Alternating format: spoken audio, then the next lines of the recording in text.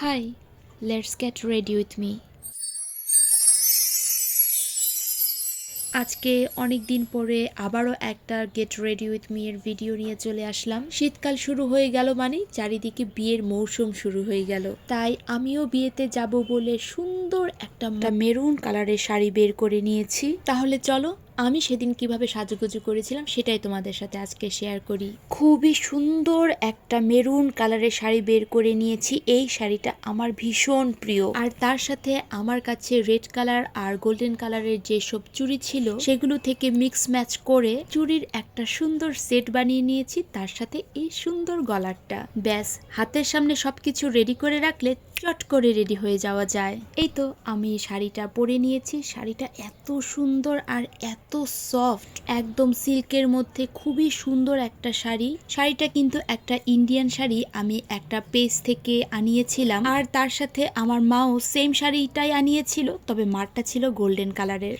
আর শাড়িটা পরার পরে আমি আমার ফেসে ময়শ্চারাইজার, প্রাইমার, তার সাথে ফাউন্ডেশন আর কনসিলার দিয়ে ফেসটাকে সেট করার পরে আমি ক্যামেরার সামনে এসেছি, কারণ সেদিন বিয়ে বাড়িতে যাওয়ার জন্য অনেক দেরি করে রেডি হতে নিয়েছিলাম। আমার বড় মেয়ের যেহেতু ফাইনাল এক্সাম শুরু হয়েছে, তাই তার পড়াটা নিজের হাতে কিছুটা শেষ করিয়ে দিয়ে রেডি হতে এসেছিলাম। প্রথমে ভাবছিলাম ভিডিও বানাবো কিনা, পরে ভাবলাম আচ্ছা একটা ছোটখাটো ভিডিও বানিয়েই ফেলি। তো যাই হোক, টুকটাক মেকআপ করার জন্য যা যা দরকার সবকিছু দিয়ে ফেলেছি ফেসে। এবার আই লুকটা করার পালা।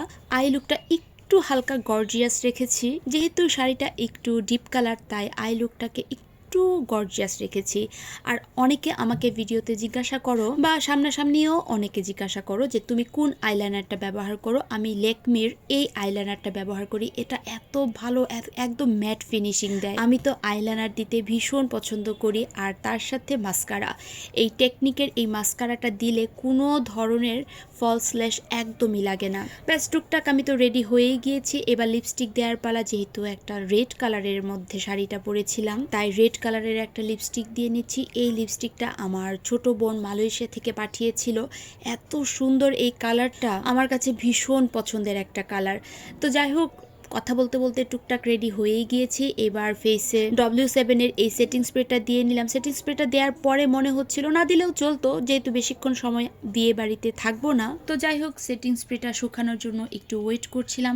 এইবার একটু হাইলাইটার দিয়ে নিলাম। তবে এইবার পড়েছি ভীষণ সমস্যায়। চুলটাকে কিভাবে বাঁধবো নাকি ছাড়া রাখবো কোনোভাবেই বুঝতে পারছিলাম না, তাই চুলটাকে সাইডে রেখে একটা ক্লিপ লাগিয়ে দিয়েছি। আর তার সাথে অর্নামেন্টস গুলো পরে ফেললাম। গলায় একটা লম্বা চেনের মতো পরেছি, তার সাথে গলার যে সেটটা নামিয়েছিলাম ওই সেটের সাথে এই কানের দুলটা ছিল, সেই কানের দুলটাই পরে নিলাম। ব্যাস এবার হাত ভর্তি করে চুড়ি পরবো। চুড়িগুলো সুন্দর করে মিক্স ম্যাচ করে রেখে দিয়েছি। খুব সুন্দর কম্বিনেশন করে আমি চুড়িগুলোকে সেট করেছিলাম। আর চুড়ি পরতে আমার ভীষণ ভালো লাগে।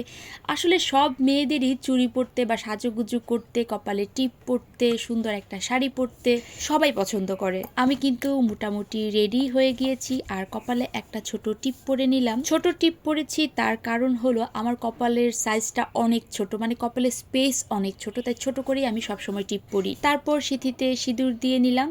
ব্যাস আমি একদম রেডি হয়ে গিয়েছি। রেডি হওয়ার পরে মনে পড়লো আমি তো গলারটা পরতেই ভুলে গিয়েছি, তাই পরে গলারটাও পরে নিলাম। এই গলারটাও আমি ইন্ডিয়া থেকে আনিয়েছি। খুবই সুন্দর এই গলার সেটটা। এরপর দেখলাম চুলে যে ক্লিপটা লাগিয়েছিলাম এটা কোনোভাবেই ভালো লাগছে না, আমার ফেসের সাথে কোনোভাবেই মানাচ্ছে না, তাই চুলটাকে যেরকম আমি সবসময় ছেড়ে রেখে দিই ঠিক সেইভাবেই ছাড়া রেখেছি। আর এই তো আমি একদম রেডি, বিয়ে বাড়িতে যাব। তাই রেড কালারের একটা সুন্দর নিজের পছন্দ মতো শাড়ি নামিয়ে নিলাম আর সুন্দর মতো নিজের মন মতো সাজুগুজু করে নিলাম। কেমন লাগছে আমাকে অবশ্যই আমাকে কমেন্ট বক্সে জানাবেন। আর আমার এই ভিডিওটা কারা কোন জায়গা থেকে দেখেছেন তারা কিন্তু অবশ্যই আমাকে কমেন্ট বক্সে জানাবেন। আর ময়মনসিংহ থেকে কারা দেখেছেন তারাও কিন্তু আমাকে কমেন্ট বক্সে জানাতে পারেন। বিয়ে বাড়িতে গিয়ে কোনো ভ্লগ ভিডিও বানাইনি, তার কারণ হলো যার যার একটা পার্সোনাল স্পেস থাকে।